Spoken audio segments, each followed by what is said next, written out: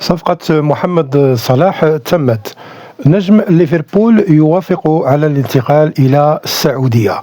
تقرير: من الناحية النظرية من الممكن أن يكون أحد أفضل اللاعبين في العالم لاعبا حرا بعد أقل من 6 أشهر، لكن محمد صلاح قد حدد وجهته بالفعل، وبعد سلسلة من التعليقات التي تشير إلى أن وقته في أنفيلد يقترب من نهايته، يبدو أن الأمر كذلك، ويبدو ليفربول قصارى جهده لتجديد عقده إلى جانب عقدي ترينت ألكسندر أرنولد وفيرجيل فان دايك، لكن موقع ريليفو أفاد أن أي جهود جارية من المرجح أن تذهب سدى.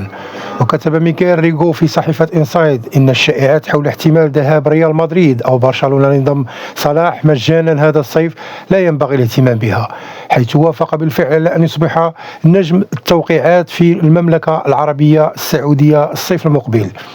وتشير المعلومات إلى أنه لم يتم تحديد الفريق الذي سيلعب له بالضرورة، حيث ستقرر وزارة الرياضة السعودية أي من الأندية الأربعة الكبرى سينضم إليها بين الهلال والاتحاد والأهلي والنصر.